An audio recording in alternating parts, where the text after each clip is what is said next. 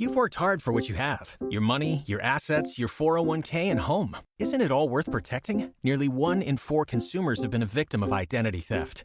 LifeLock Ultimate Plus helps protect your finances with up to $3 million in reimbursement. LifeLock alerts you to identity threats you might miss. And if your identity is stolen, your dedicated U.S.-based restoration specialist will work to fix it. Let LifeLock help protect what you've worked so hard for. Save 25% off your first year on LifeLock Ultimate Plus at LifeLock.com/aware. Terms apply. Hi, everyone. I'm Deb Flashenberg. Welcome to Yoga, Birth, Babies, a podcast produced by Prenatal Yoga Center. We will be diving into everything prenatal yoga, birth, and baby related, hoping to inspire, educate, and empower you through your journey into motherhood. Thank you for listening. Hi, I'm Deb Flashenberg. I'm your host for Yoga Birth Babies. And today I have a special community birth story. I have Candice Baehr. She was one of our students at Prenatal Yoga Center. She has now given birth.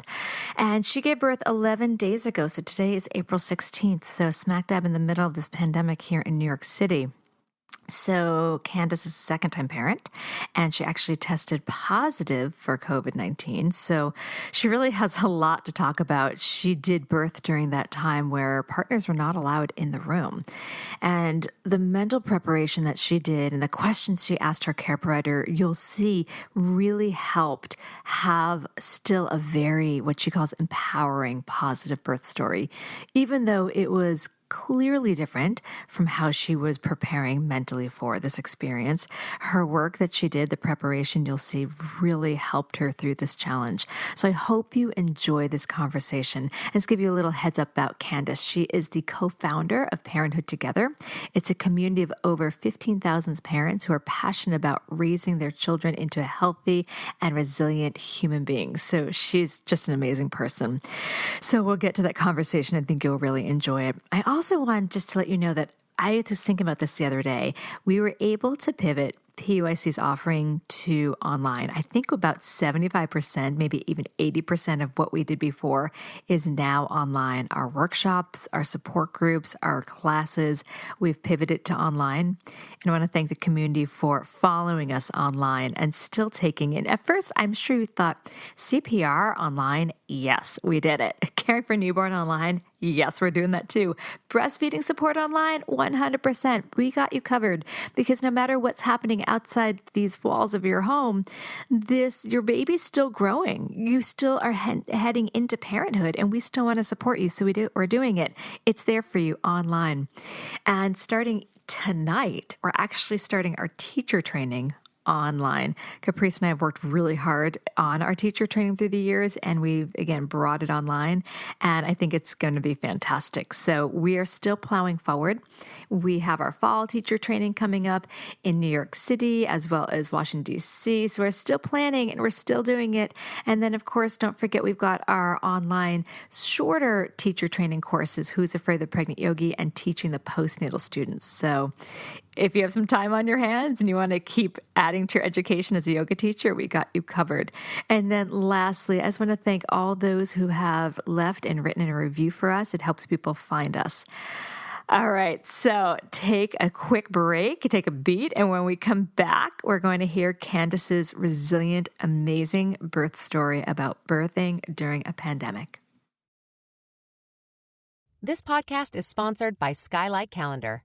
Let's be real. Running a household can be exhausting and chaotic. And finding the perfect Mother's Day gift, it's not exactly a no-brainer. Until now. The Skylight Calendar is the best way to organize the family and give everyone, especially mom, some peace of mind to enjoy the things that matter most. The Skylight Calendar is a smart, touchscreen calendar that keeps track of and manages the chores, dinner planning, groceries, and to-dos for the whole family. The Skylight Calendar automatically syncs each family member's digital calendars and displays them all together on one color-coded touchscreen. It even doubles as a digital picture frame, so you can finally share all those special moments that are just sitting on your phone.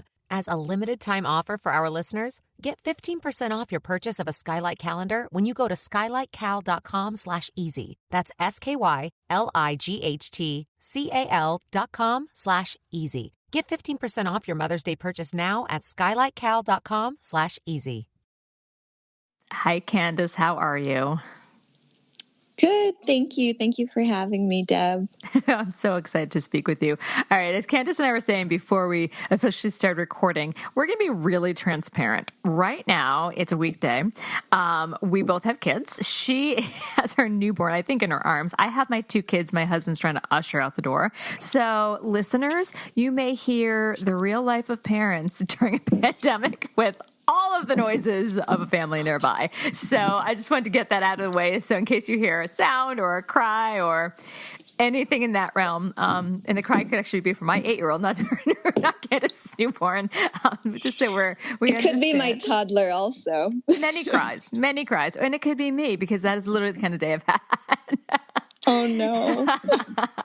And then also Candice was reminding me that at one point she may actually have to put her mask on because she's nursing her baby and she has a mask for that. So we'll get into all of that. So sound may change, but the information will be good. So before we really jump in, I'm so excited to have Candice on the line. Why don't you tell me a little bit about yourself and we'll take it from there.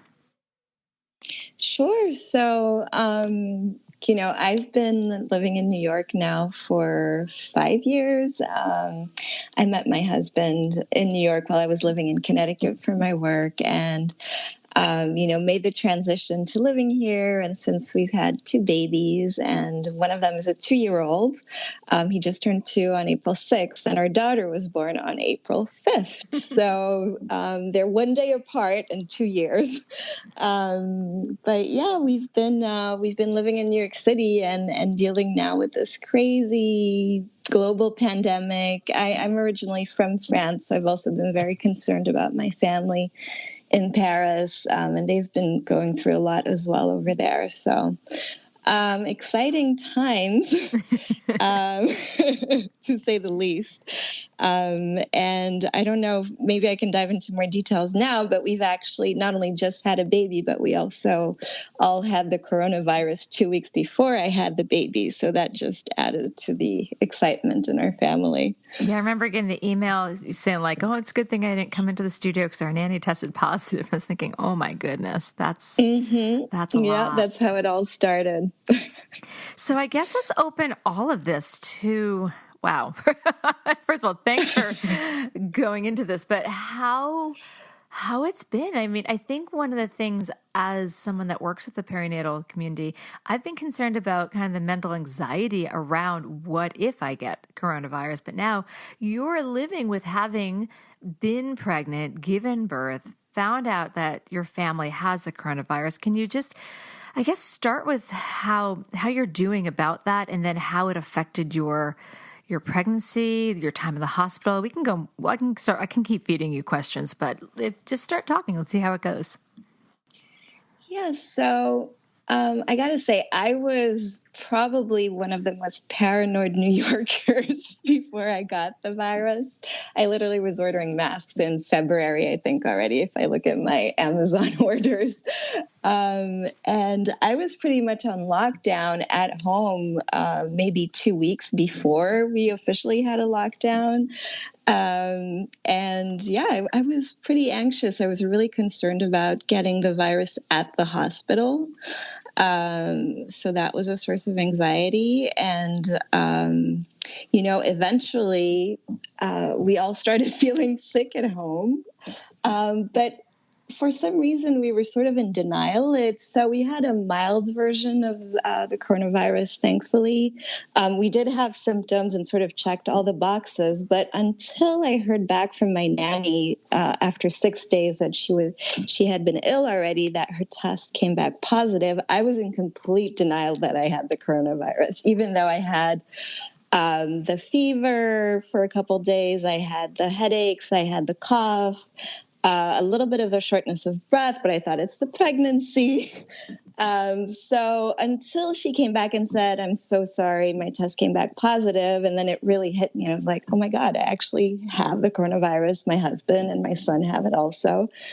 This is crazy. And luckily, actually, we were already enough days in that maybe I was a little less stressed than if I had known off the bat that we had it. Mm-hmm. Because, we had been through a lot of the symptoms already, even though it's it's a virus that lags a lot. And I still have days where I wonder if I have some residue of the virus. And I tested positive 2 weeks after I had fever at the hospital. So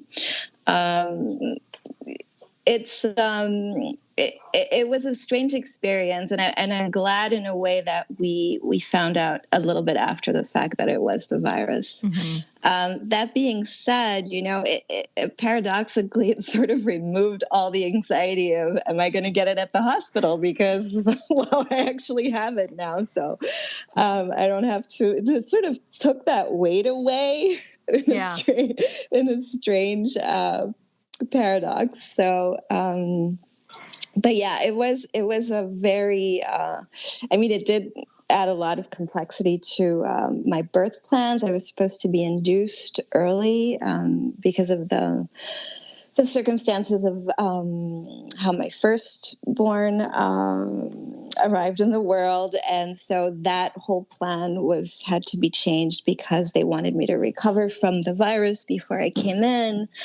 And eventually they had to push it back after my due date by a couple days. And I ended up having the baby on her due date. So came into the hospital early, and not really how we were hoping to do it, with an induction and also with a test, an actual test, because I had never been tested officially, an actual test for the coronavirus. So that was, and it wasn't my doctor. So it added a lot of, new issues, to the whole experience. How much were you talking to your doctor? So let's get a timetable. You had your baby how long ago? So she was born on April 5th, so she's 11 days. Oh, my goodness. Little munchkin. She's brand new. That's amazing. So when you started quarantining yourself kind of 2 weeks before everyone shut things down, how did you communicate with your doctor? Because usually after 36 weeks, people are seeing their care provider once a week. So did you leave for that, or did you just do telehealth? How are you navigating the end of your pregnancy? I did not go anymore. Actually, I already, week 37, I called my doctor and said, listen, what do you think if I don't come this week? I'm a little uncomfortable. I started stopping basically all outdoor exterior activities, like going to prenatal yoga, like going to my chiropractor or the practitioners I was seeing. And I called the doctor and said, things seem to be going pretty well so far. Is it okay if I do not come? And we actually only had a phone call instead that week. We didn't even do telehealth, but she was totally on board with having me stay at home. And we pretty much did that going forward, except at week 39, she did have me come in because it had been 3 weeks since she last saw me. She saw me week 36. And then again at week 39. And for week 39, by then I was suspected to have the coronavirus. So that in itself was a whole ordeal to get to the hospital. They had me come off regular schedule. So I came around 5:30 at night. When they were done with all their appointments, they put me right away in a room that was covered in plastic. And, the doctor just came in, did the quick sonogram. She was very well protected. I was wearing a mask. And so we had it was the fastest appointment I ever had at the doctor. No wait, 10 minutes in and out, and we were done. So that was the only visit I did after sort of this whole thing started. I'm glad at least you got that, because I know one of my friends is 30. Last I spoke to her, she was 37. She's probably closer to 39 weeks. And I think she had her 36-week checkup when they did the Group B strep test. And after that, it was just going to be telehealth. So I'm pretty sure she got like a blood pressure cuff and a tape measure, and it was really up to her to do these exams. And she also is a childbirth educator and one of our prenatal teachers. I can imagine though, if it's your first child, this is at least your second, so you've been down this this path before. But if it's your first child and all of a sudden everything's kind of in your hands, I can imagine that being overwhelming. So I'm glad. That's so true. I mean, It is hard, and I'm fortunate that it was my second child. I'm so glad they're now allowing partners again, because that was an added stress. I mean, in my case, unfortunately, I wasn't able to have my partner there because it's an additional threat to the medical staff to have someone who's been ill with the virus, even if it had been 2 weeks ago. But I'm so glad that they're allowing partners. And again, I can't imagine being a first-time mom and going through it on your own. As a second-time mom, it was hard enough. I can imagine. So when you started realizing you couldn't have your partner, again, now a lot of people can, and you just kind of thought about your birth in general, and you've been through this before, how did you adjust your birth plan and preferences given the circumstances? Were there certain things you're just like, okay, I accept it's just not going to happen this way? And were you able to talk to your care provider about some of your preferences and wishes? I was lucky. I have a wonderful doctor that I adore. So she reassured me a lot going into this. That being said, I ended up giving birth on the weekend and she was not there. And I was in tears going to the hospital thinking, oh my God, I'm really on my own. I'm not going to know anyone there. It's not my doctor. My husband can't come with me. I can't have a friend come with me. I was literally at home and saying, I don't need to go. I'm going to wait till the induction on Monday, even though I was having contractions every 5 minutes by then. You're like, this baby's staying in. That's all there is. My husband had to insist for me to call the hospital and say, this baby may be coming. And then by the time I called, my water broke and I was like, okay, I can't delay this anymore. It's time to get going. But yeah, I did. I right away, actually, there was a class that was set up by this woman, maybe you know her, Jada Shapiro. Yeah. She runs Boober, and she had a class on birthing on your own. I think it was called Birthing Solo and Strong. And so I immediately signed up for that. That was very helpful. I reached out. I have a holistic coach that I reached out to as well from the UMA Center. So she was able to help me. So I had done a lot of work. I had a very difficult birth for my first. So I had done a lot of preliminary work, and I was able to reach out to different resources to get help and guidance on how to deal with this. And, one of the best advice I got is to think of my daughter as my partner in this, and that I wasn't alone, and that it was the two of us. And that really helped a lot mentally. Yeah, I've been saying that in class too, about like you already have your teammate there. So if your partner can't be, you guys are doing it together. What else I love that you took Jada's class. She's fantastic. Was there anything else that really assured you? Because even when you have a partner, there might still be times that you're alone. If you're getting an epidural, the partner is usually asked not to be there. If you're going in for a cesarean, this time's on your own. What else did you do to mentally prep for the fact that things were just so dramatically different? That's true. And I'm sorry, I'm going to put the mask on and grab my daughter. Yes, please do. She's starting to fuss a bit. Let's see if she does better in my arms. So that's true. I never quite felt alone. So I had an epidural for my first, and my husband was still in the room. Yes, he couldn't touch me, but he was there. I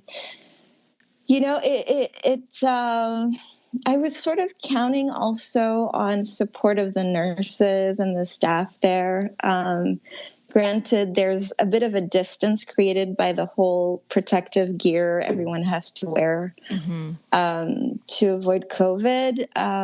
But I got to say, the staff was reassuring and comforting, and I had sort of projected that would be the case because it was the case for my firstborn at Mount Sinai. So they were. Yes, there's some distance that's created from the whole environment we are in right now. But I got to say, the nurse was right there with me for the epidural and supportive. And and that helped a lot. And I think any mom who has to go through, I imagine all of the hospitals are in New York. The staff is just so wonderful. The teams are just so amazing, and they're going to be there to support, the moms. I mean, and they understand how hard it is for us. I'm so glad that as a doula, I've seen the nurses, and a lot of them are just absolutely fantastic. And I'm sure there's so much empathy and support they're trying to offer, knowing that, this is often not how people are looking at their birth. When people get pregnant, no one would foresee this. And so I'm sure they're really trying to make up for that. Was there anything else from your birth plan that had to change? Were you able to do skin to skin? I know that you were put in and correct me if I'm wrong, the coronavirus kind of maternity ward or rooms. What else might have changed from your experience that you might have not foreseen? So I was pretty much able to do everything I wanted to. Actually, one of the fun surprises and highlights was that I cut the cord myself. Oh, that's fantastic. And I didn't expect it at all. It's something that wasn't on my radar. And after she was born, they were like, "Do you want to cut the cord?" And I was just so surprised, and it was so special to be able to do that. So I'm grateful that they even offered it to me, because they could have very well just done it. But other than that, everything, I think they've figured out a lot. At first, my doctor told me I might not be able to stay with my daughter. They might have to put her in a separate room. And none of that ended up materializing. They've been a lot better with the protocols, just keeping the moms with the babies. I mean, eventually you do go home with your baby anyway, 24 hours later. So it's true. The 24 hours wouldn't make much of a difference. They do test the babies for the virus just to check. They check all the moms as well. So I was tested right as I came in to the delivery room. And then they sort of separate people just in terms of, do they have the virus, do they not, or are we not sure? There's sort of 3 floors divided that way. But everyone gets to stay with their baby, and I could do skin to skin, and I could nurse her. The only thing is I have to wear protective gear with her. So I wear a mask, I wear gloves, and we're just careful because we don't know how long people can be contagious for. I had a fever. Now it's been 3 weeks. But who knows? The convention is you wait 7 days. Some people say wait 2 weeks. But I'd rather be on the more cautious side, absolutely. I guess. What was the experience like in the hospitals? I know everyone's trying to do social distancing. So what about the other laboring people? Did you go straight into a room? Was there a triage? Was there a waiting room? How did they navigate that? So one of the other silver linings is that you get a private room automatically. So you got to look at the positives. So there was no triage per se. I mean, I didn't see any other moms. We were all in separate rooms. And when they rolled me up to the floor where we stayed after the birth, I don't know if they timed it, but we didn't run into anybody other than, of course, the medical staff. That's great. I'm so glad because when I had worked with pregnant people, we could be waiting in the waiting room for quite a while. So it's nice to see. I like it, looking for the silver linings. So is there anything you would suggest that people ask their care provider to help prepare for what could be different? Do you know if it's standard that everyone's getting that straight into the room, or especially if someone's a first-time parent? What might they want to check in with their care provider about before getting into the hospital and just kind of preparing for what that would look like? Well, one thing that I would definitely recommend looking into is trying to get tested for the virus ahead of your birth. And that was originally the plan for me. I was supposed to be tested on Sunday and induced on Monday. Of course, it's hard to plan for when your baby's arriving. But as much as you know when your due date is, or maybe you have something scheduled, try to be tested before you go to the hospital and not when you arrive, because a test for me, it took 12 hours to hear back. Or maybe a little less than that, but it was definitely very long. And it's a minimum of 6 hours, I believe, is the fastest they hear back. So as long as they don't hear back, they have to assume that you may potentially be ill with COVID-19, which means everybody has to wear PPE. You have to wear a mask. If you have a partner there, they also need protective gear. So, but if you're cleared, then that lifts sort of that weight on the whole team and on yourself. So that's definitely something I would talk about with your doctor and find out if you can do it maybe a couple of days before your due date. That's a great point. How did you prepare mentally for your birth and postpartum, just knowing there'd be restrictions and less hands too, especially with a newborn? We can talk about navigating life with a newborn too, but how did you kind of get yourself in that mindset that it's going to be different this time? Yeah, that's been maybe the hardest to some extent. Originally, we had planned to have my mother-in-law with us and our nanny, of course, with us. So we've just been my husband and I and our 2 kids, and we're kind of quarantined within the house because we don't want my daughter to be exposed to my son's germs possibly. So we've sort of separated. It's the 4 of us, but it's really 2 and 2. I'm in one room with my daughter, and I'm pretty much taking care of her 24/7. And my husband takes care of our toddler. And it's been hard. I try to think of it a day at a time, an hour at a time even, and say, okay, this is temporary. When we're going to be over this sort of contagious window, and also, she's going to grow out of eating every 2 hours. But yeah, I think reaching out to our family, and our family's been reaching out a lot and having video calls and just trying to, feel their love, even if it's over video or calls, has been really, really helpful.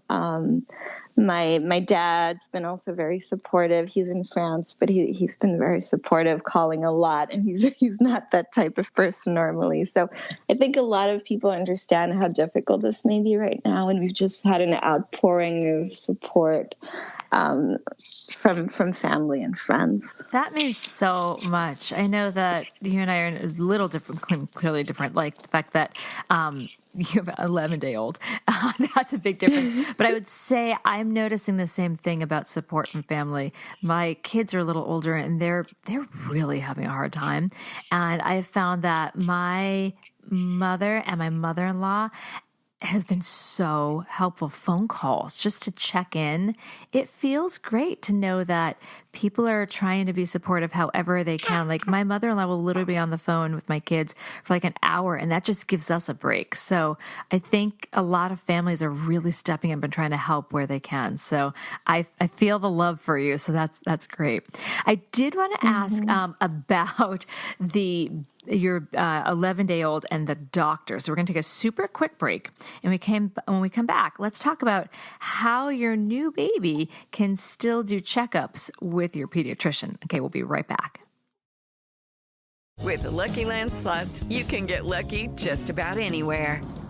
This is your captain speaking. We've got clear runway and the weather's fine, but we're just going to circle up here a while and get lucky.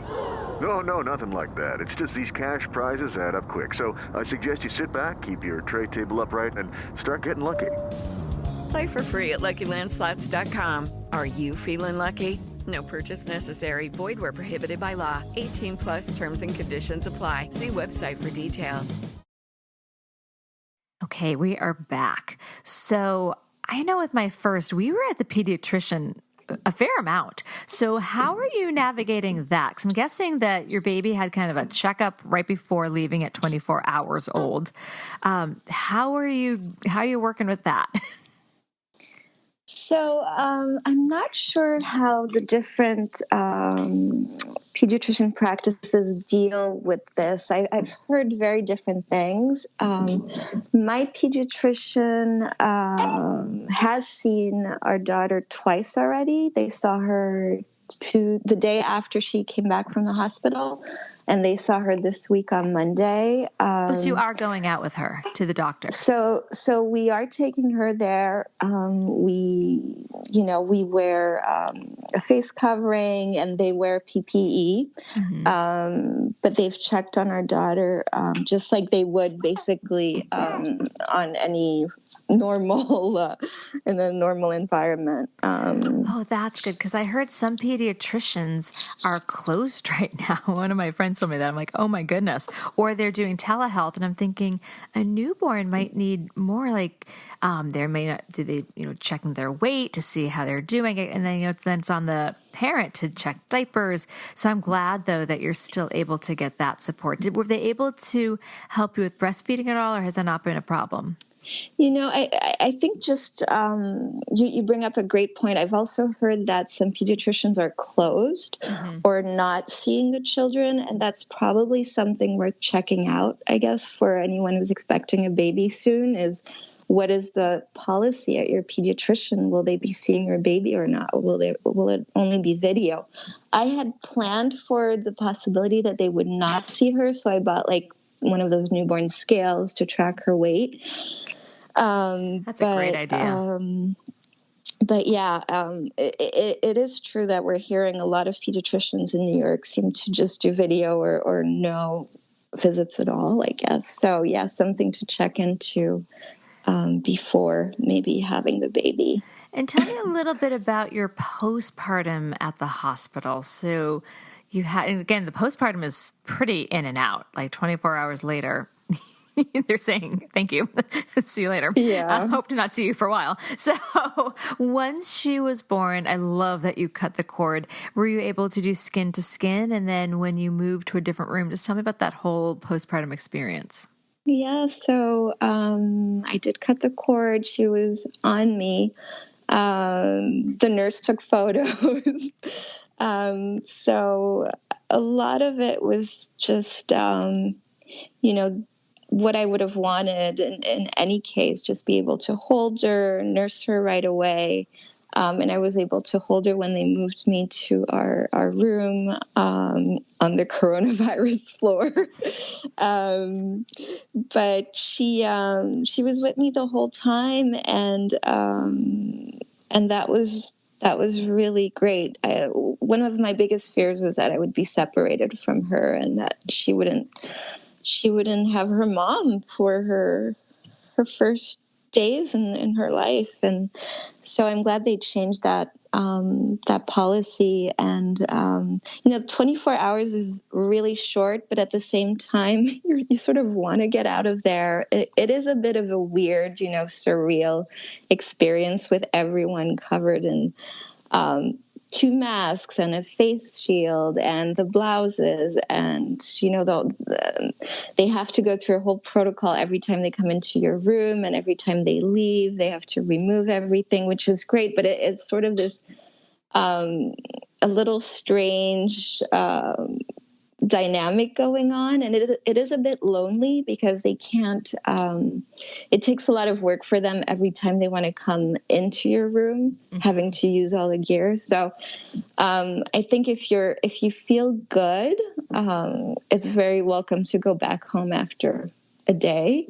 And that being said, I know that if I wasn't feeling well, I could have stayed longer. They were very diligent about checking that. My daughter was ready to go home, and I was ready to go home as well.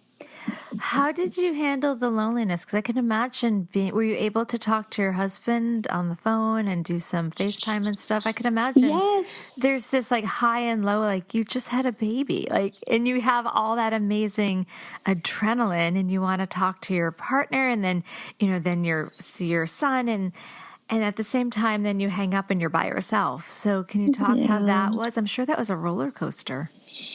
So one of the things they offered, I did not do that, but it was a possibility, was to have my husband there during labor and delivery over FaceTime or some sort of video call. I didn't choose to do that, but I did call him immediately after she was born, and he got to see her. And it was very emotional. I think the fact that the stay is short, you sort of see the light at the end of the tunnel. You're tired. You're just like, I'm going to try to rest a little bit for one night, even though it's very hard to rest in the hospital, in my opinion. And try to hang on to that. And I was looking forward. I knew my husband and son were going to pick us up the next day. And so just looking forward to that first introduction to our daughter, and holding on to that. I love you have a very positive attitude. I think that's very helpful. Just in general, very positive attitude. We're going to take one more break. When we come back, having been through this recently during this unusual time, what advice or support would you like to give fellow parents? We'll be right back. This podcast is sponsored by Skylight Calendar. Let's be real. Running a household can be exhausting and chaotic. And finding the perfect Mother's Day gift, it's not exactly a no-brainer. Until now. The Skylight Calendar is the best way to organize the family and give everyone, especially mom, some peace of mind to enjoy the things that matter most. The Skylight Calendar is a smart, touchscreen calendar that keeps track of and manages the chores, dinner planning, groceries, and to-dos for the whole family. The Skylight Calendar automatically syncs each family member's digital calendars and displays them all together on one color-coded touchscreen. It even doubles as a digital picture frame, so you can finally share all those special moments that are just sitting on your phone.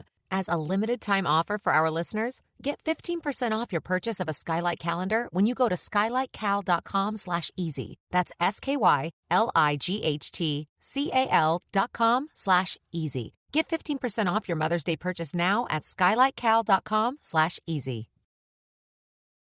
Okay, so again, you've been through this. You also have been through another. Let's open that door too before we get to that. Your first birth wasn't, I'd say, straightforward either. So you have a lot to draw on. So anything from parenting, but especially right now, how do you think your background of becoming a parent twice can help support someone facing this right now? I think the spiritual and mental aspect of it is huge, especially right now. It was harder, I have to say, for me to manage my pain this time. Maybe because I was on my own for my first. I had my husband and I had a doula with me. So maybe being on my own and feeling restricted because I did have an IV in, I had a monitor in. As much as you can prepare mentally and spiritually to handle the pain, my sort of process handling pain has been more through movement, and I was very restricted. So that made it a little harder, and I think if someone can really develop that sort of strong mental ability to manage the pain, that would be very valuable in these times. I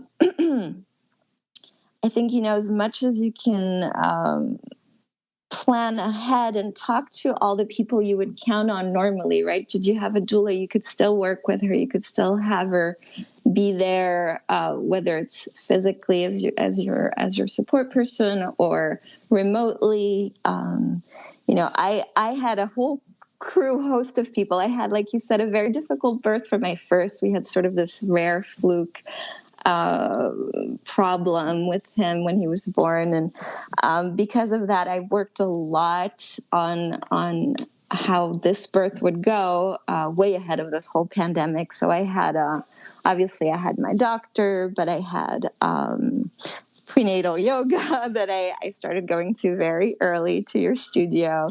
I did pelvic floor work with a therapist. I saw a chiropractor. I worked on the second stage of labor. I thought that was very useful.